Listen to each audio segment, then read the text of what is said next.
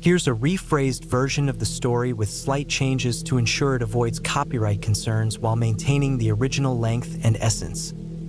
I'd always been someone who thrived on excitement.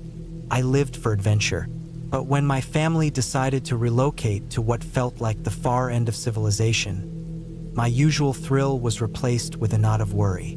Our new home was surrounded by thick, shadowy woods that seemed to devour any trace of daylight, making even noon feel like twilight. The first day passed in a haze of unpacking and dodging my parents' cheerful attempts to frame the move as a big, fun adventure. They couldn't understand how I felt. To them, this was a new beginning. To me, it was a banishment. As the afternoons stretched on, an urge to explore grew inside me. Maybe if I got a sense of the land, I could discover something to appreciate about this strange place. Ignoring my mom's reminder to stay nearby, I set off. The forest called to me with a mysterious, eerie charm I couldn't ignore.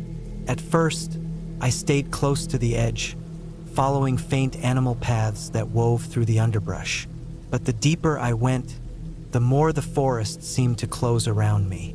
The branches blocked out the sun until everything was bathed in dim, dusky light. It was both exhilarating and unnerving. The woods felt alive, aware, and not exactly friendly. I was on the verge of turning back, the silence and shadows gnawing at my resolve, when I spotted something near the roots of an ancient, gnarled tree. Something dark and unusual lay partially buried under a heap of leaves. Curiosity overcame my fear, and I stepped off the trail for a closer look. It was a stone, but not like any I'd seen before. Perfectly smooth and pitch black, it looked like a fragment of the night sky had fallen to the ground. As I picked it up and examined it, the forest exploded into chaos. Birds shrieked and launched from the trees in a flurry of wings and panic. My heart hammered, and instinctive fear took over. I shoved the stone into my pocket and bolted, not caring which way I went, just needing to get away from the chaos and the creeping dread. I don't know how long I ran. When the noise finally stopped, I was breathless, my sides aching. The silence was sudden and jarring. The usual sounds of the woods, rustling leaves and distant bird calls, had vanished, leaving an eerie, oppressive stillness. Panic surged as I realized I was hopelessly lost. The fading daylight turned the trees into twisted silhouettes. Every tiny noise made me jump. I struggled to calm down, to think clearly. I needed to find my way back before darkness completely took over. But just as I was deciding which way to go, I felt it, the unmistakable sensation of being watched. My skin prickled, and fear gripped me. Something was out there, hidden in the shadows, observing me.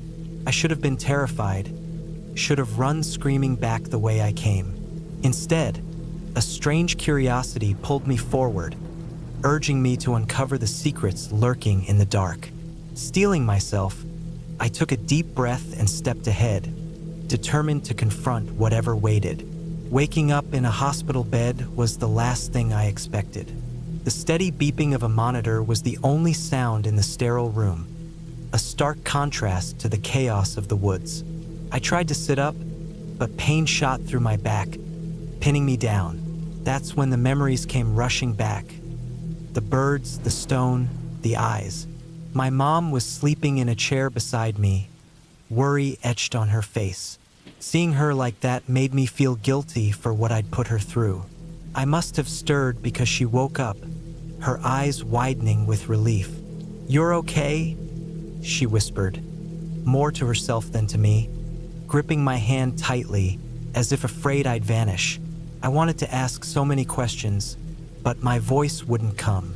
I just nodded, still trying to piece together how I'd ended up here. A nurse arrived, cheerfully telling me I'd been missing for 2 weeks.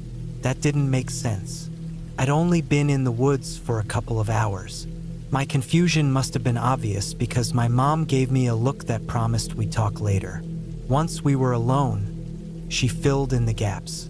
They hadn't noticed I was gone until nightfall. They searched the house and the yard, then called the police.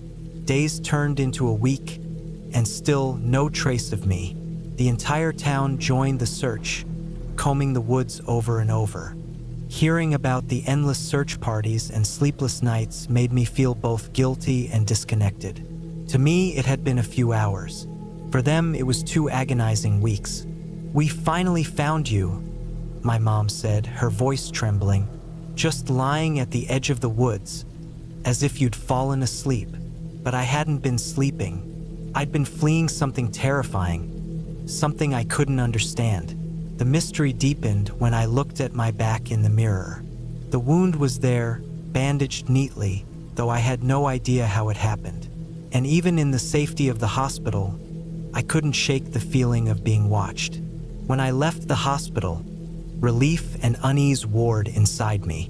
I wanted to go home, but the thought of returning to the woods filled me with dread. The car ride was quiet, each of us lost in thought.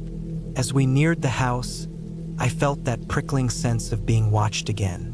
I brushed it off as paranoia, but deep down I knew better. The woods had changed me, and whatever was there, it wasn't finished with me. Home should have been a safe place, but as we pulled into the familiar driveway, a chill ran down my spine. The dark trees loomed, holding secrets I couldn't begin to fathom. That night in my own bed should have been comforting, but it wasn't. Shadows moved, and every sound made me jump. More than once, I found myself staring out the window, expecting to see glowing red eyes. But there was only darkness. The next morning, amid the relief and hugs, I felt alone. No one else could understand what I'd been through. The stone, the chase, the eyes. It all felt like a nightmare, but the ache of my wound reminded me it was real. While unpacking, I found the stone again in the evidence box. This dark surface seemed to absorb the light. Picking it up, I shivered. I should have gotten rid of it, but I couldn't. It felt like a clue to everything that had happened. The disturbances began quietly. Taps on windows, whispers in the air. I told myself it was just my imagination, but I knew better. Something had come back with me. Then, one night, the thumping started. Rhythmic, like a heartbeat echoing through the walls. My parents heard it too. It wasn't just in my head. We were all caught in this. The fear climaxed when I saw it. A shadow at the window, too big and too strange to be human. Its glowing red eyes locked onto mine, full of malice. I screamed, though I don't remember it. My parents found me trembling on the floor, but the shadow was gone. In the days that followed, I struggled to understand. The woods had marked me.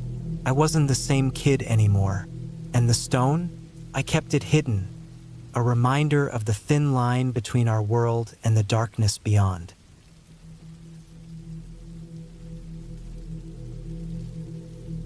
I've always found comfort in the wild, untamed places where nature speaks softly and roars loudly, revealing its beauty to those who wait patiently to listen. My camera, an extension of who I am, has captured both the tranquil and the fierce, from the silent dance of the auroras to the intense pursuit of a cougar. My life swings between quiet isolation and the sudden rush of capturing untold stories of the wilderness. But that day, as I sat editing photos from a recent trip, the phone rang, pulling me out of my thoughts into a new mystery. The voice on the line was sharp, authoritative. "We need your skills here," it said. The Pyrenees, a landscape so different from the rolling plains and thick woods I knew, called to me. Local authorities, out of their depth in this vast wilderness where multiple hikers had vanished, needed my help. The suspicion was a wolf pack, but without proof, it was just that, a suspicion. The offer came with a generous sum, enough to cover the deposit on the new SUV I'd been eyeing. Adventure and necessity aligned. I couldn't say no. Packing was a familiar ritual. Camera gear, laptop, survival essentials. Each item a reflection of my years spent exploring nature's wonders and dangers. The flight to France blurred by in a haze of anticipation and mental preparation. What awaited me was unknown, a puzzle hidden in the towering, foreboding mountains.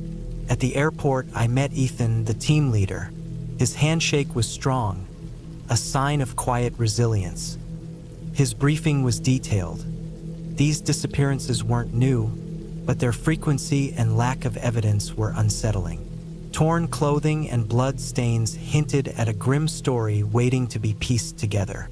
Our camp was set at the edge of a dense forest, where civilization met the untamed wild.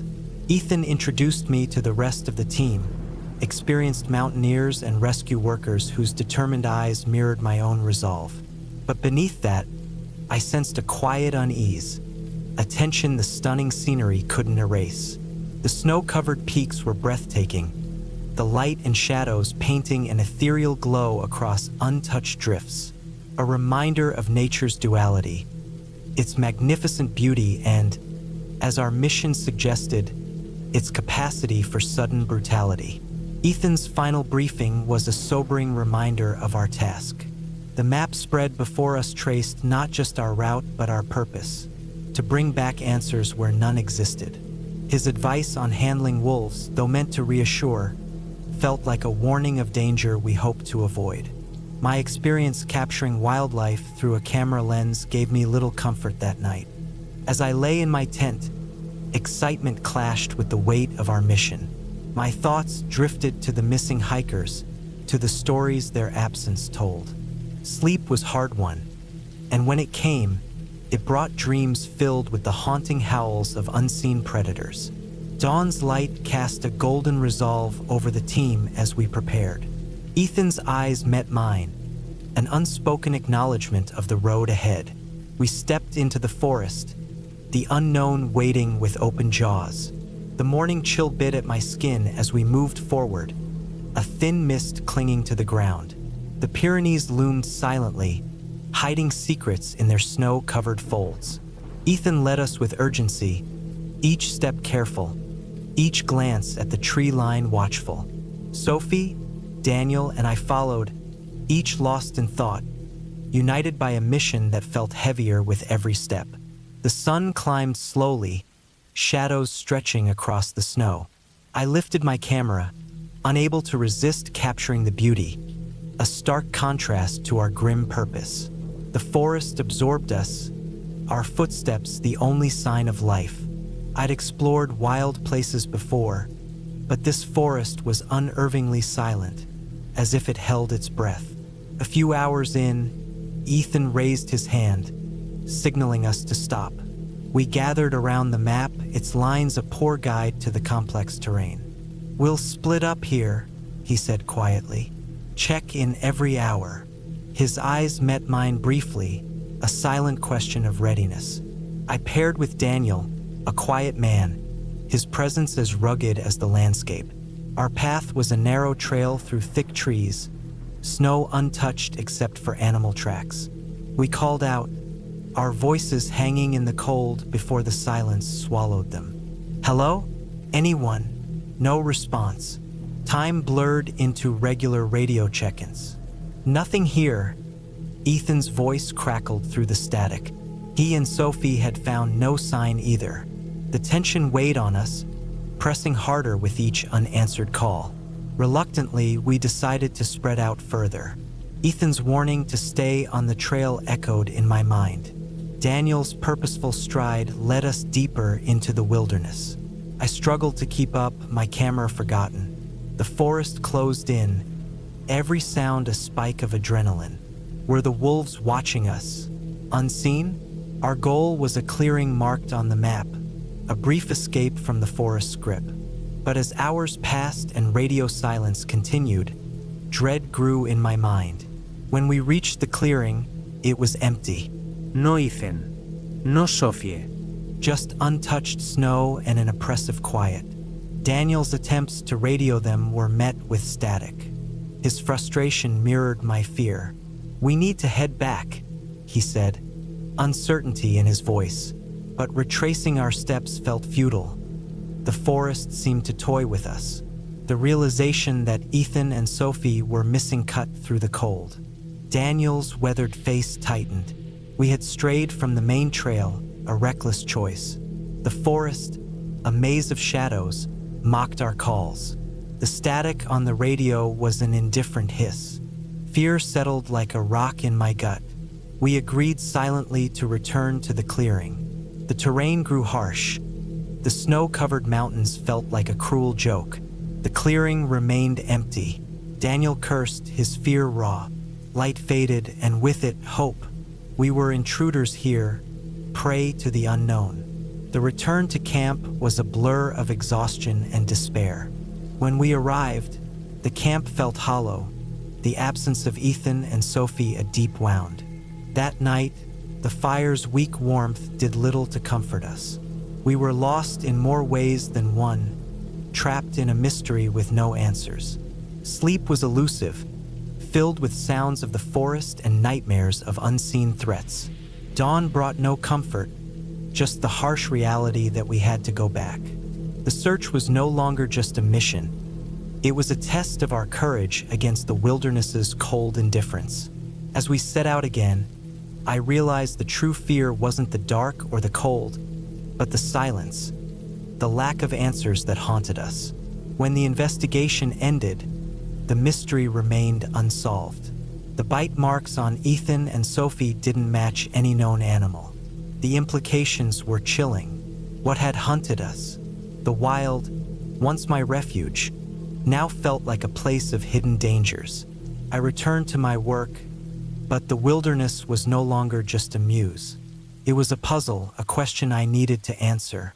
The call of the wild, once an invitation, now felt like a warning, a reminder of how thin the line is between us and the unknown. I've never been much of an outdoors person.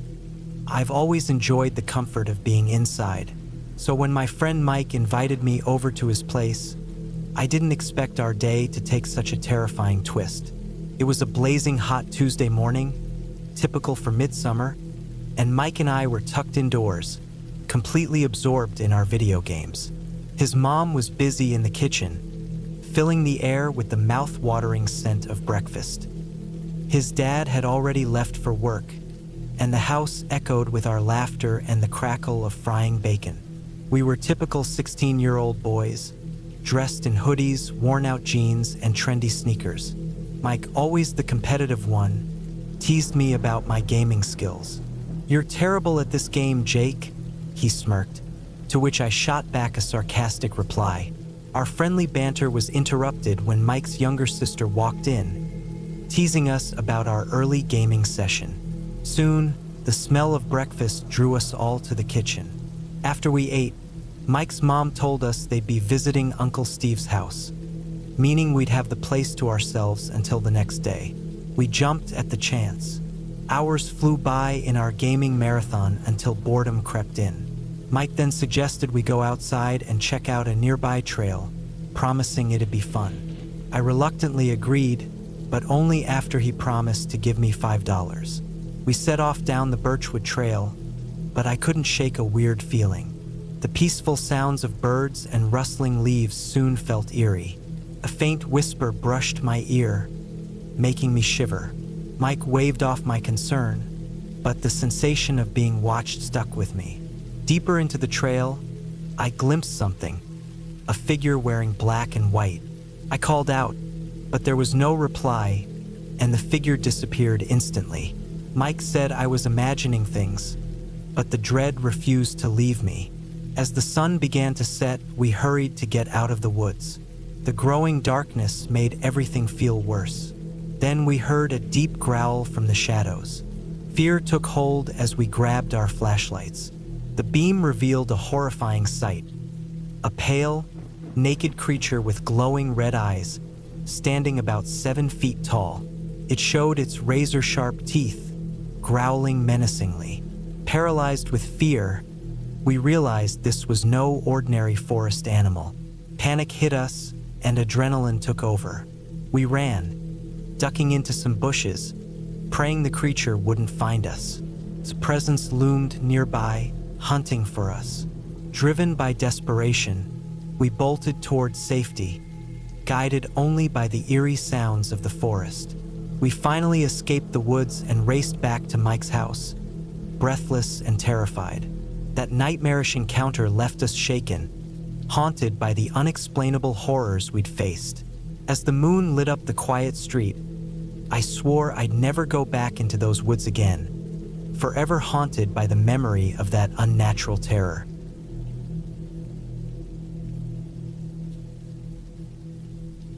My name is Alex, and I've lived all of my 18 years in a quiet country town in Wisconsin, where the trees are more plentiful than people, and the sky seems to stretch forever. I share my life here with my twin sister, Mia, our younger sisters, Ellie and Harper, and our parents. Growing up in such a place, I developed a love for the outdoors. Whether I was wandering through the dense forests around our home or scaling the rocky cliffs that bordered our town, there was nowhere else I'd rather be. But tonight was different. Tonight was all about family, laughter, and a little bit of mischief. It was one of those rare nights when everyone was home and all the usual outdoor adventures took a back seat. Our normally peaceful house was filled with laughter and whispers. Ellie and Harper had their friend Jamie over for a sleepover. I lay back on my bed, a forgotten book on my lap, listening to the muffled giggles from across the hall. Mia appeared in my doorway, eyes sparkling with the same excitement that seemed to hang in the air. "Come on, Alex, don't be boring," she teased, tugging my arm. "I'm not boring," I said with a smile that gave away my true feelings. "I'm just really comfortable right now. Go ahead. I'll come in a minute." She rolled her eyes but left laughing, joining the others. I leaned back, the comfort of my bed pulling me into a state of relaxed drowsiness. Then the night changed. It was around midnight when a bone-chilling sound shattered the calm. A series of deep, guttural screams echoed through the night, coming from every direction and none at once. First, I thought it was just the girls messing around. But then my phone buzzed. "Did you hear that?" Ellie's text popped up, sending a chill down my spine. "Yeah, wasn't it you guys?" I replied, trying to sound casual. "No, it came from the woods," she texted back. My heart sank. This wasn't normal. I sprang out of bed and rushed to their room. What I saw was pure chaos. Ellie's eyes were wide with fear, Harper was rubbing the sleep from her eyes, and Mia looked like she'd seen a ghost. We huddled together, the unknown pressing in on us. The screams came again, closer and more desperate. "What is that?" Harper whispered, fear in her voice. "Maybe it's coyotes?" Ellie guessed, but Mia shook her head. "No, this sounds different." The room went silent, the tension thick. "I'm scared," Harper admitted, speaking for all of us. In that moment, we weren't just siblings anymore. We were a team bound by fear. Jamie stirred, mumbling sleepily, "I don't want to play this game anymore," before drifting back to an uneasy sleep. Her innocent words hung heavily in the air. "Should we ask Dad to check it out?" Ellie suggested, but the idea of anyone going outside alone was quickly dismissed. If we were going to face whatever was out there, we'd face it together. Flashlights in hand, we stepped into the night, unaware that what awaited us was beyond anything we could imagine. The woods at night are a completely different world. Shadows twisted around the trees, and the rustling leaves sounded more like whispers. My heart pounded, and I could hear my sister's nervous breathing. We moved as one, our flashlights creating a fragile bubble of light. "We should have stayed inside," Harper whispered, and I silently agreed. "It's not far," Mia said, trying to sound confident, but her voice shook. Every snap twig made us jump. Suddenly, the screams returned, louder and more real. They weren't from animals. They were too filled with a chilling, human-like emotion. We should have turned back, but something drove us forward, maybe the need to protect our home or sheer stubbornness. Then my flashlight beam caught a figure. It took my brain a moment to process what I was seeing. It was tall, unnaturally so, with pale skin that seemed to glow in the dim light. Its limbs were long and thin, with hands ending in disturbingly long, twisted fingers. But the worst part was its face, or the lack of one. Instead of eyes, there were small black holes, and its mouth was a wide, sinister grin filled with jagged teeth. "I don't want to play this game anymore," it said. But the voice was Jamie's, and it was all wrong, mocking, chilling. We stood paralyzed as more of these creatures slipped out of the shadows, surrounding us. Their hollow eyes and terrifying smiles were nightmares made real. "I don't want to play this game anymore," they chanted in unison, their voices a haunting chorus. Panic seized me. "Run!" I screamed. We bolted, crashing through the woods, the creature's laughter chasing us. We ran with no plan, driven by the need to survive. The familiar forest felt like a maze of terror, each shadow a threat. My lungs burned as I pushed harder, fear keeping me going. Finally, the outline of the old shed appeared, a tiny beacon of hope. Mia got there first, yanking open the door, and we stumbled inside. Ellie slammed the door behind us, locking it with shaking hands. The shed was cramped and smelled of old wood and tools, but it felt like a fortress. We huddled together in the dark, flashlights off. "Are they gone?" Harper whispered. I didn't answer. I didn't know. A soft thud hit the shed wall. Then another. A series of impacts, hands, bodies. They were outside. We stayed frozen, barely breathing as the banging continued. It was the longest night of my life, filled with fear and the dread that we might not survive. Eventually, dawn's light crept through the cracks in the shed walls. The noises stopped. Silence. I finally stood, legs stiff, and opened the door carefully. Morning light poured in, revealing the world as it had been. The woods were calm, the air fresh, as if the night's horrors hadn't happened. We walked back home, silent, shaken. Mom was surprised to see us awake early, frowning at our disheveled state. "We just stayed up talking," Mia lied smoothly. Mom didn't push, and we retreated to Ellie and Harper's room. We didn't sleep. We sat together, silently processing the nightmare. We never spoke of it again. Saying it out loud would make it too real. But the memories lingered, and shadows would never feel the same. That night changed us. We weren't just siblings anymore. We were survivors, bound by a secret we could never tell.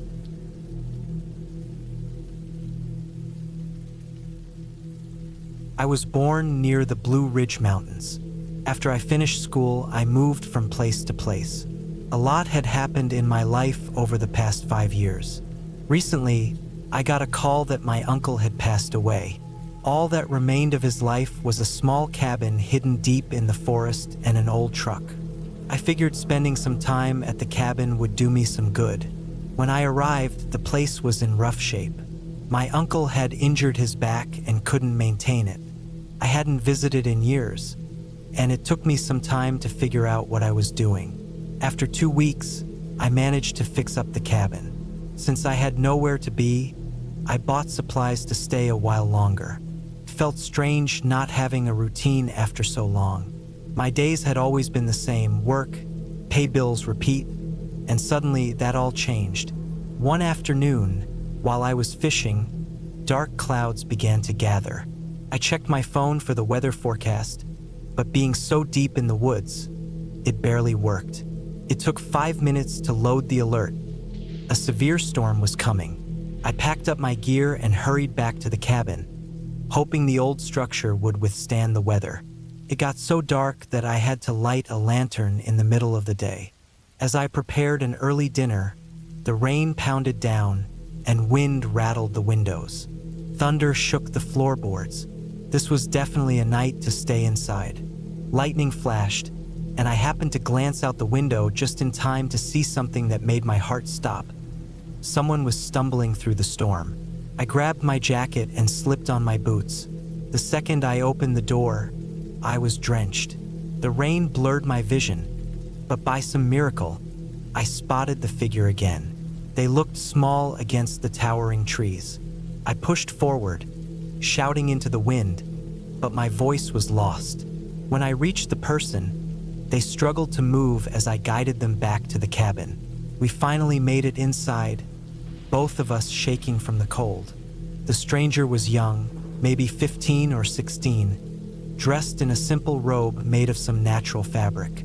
I grabbed a blanket from the couch and wrapped it around them.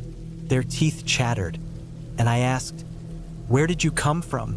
They pressed their lips into a firm line and said nothing. I helped them move deeper into the room, but their legs buckled, and they collapsed. Water pooled beneath us, and I realized the water was too dark. They were bleeding. A deep cut ran along their leg.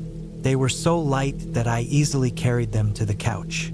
I tried calling for help, but my phone couldn't connect. So I did my best to clean and bandage the wound. Was there some strange group living out here? It wasn't unheard of. Seeing how shaken they were, I didn't press for answers. "You can stay here tonight. If you're not comfortable, I can sleep in the truck," I offered. As I stood, they grabbed my hand, their gray eyes pleading with me not to go. I promised to stay. I found some oversized clothes for them, and though I slept poorly on the couch, I let them have the bedroom. My mind raced with questions about who they were and where they'd come from. The storm faded just before dawn. When I woke up a few hours later, I knocked on the bedroom door. No answer. Panic surged as I opened it to find the bed empty. I was about to despair when I saw the boy outside, stretching. His legs seemed better. "How are you feeling?" I asked. "Better," he replied in a voice deeper than I expected. "Do you want to go to town and have a doctor check your leg?" He shook his head. "It'll heal on its own."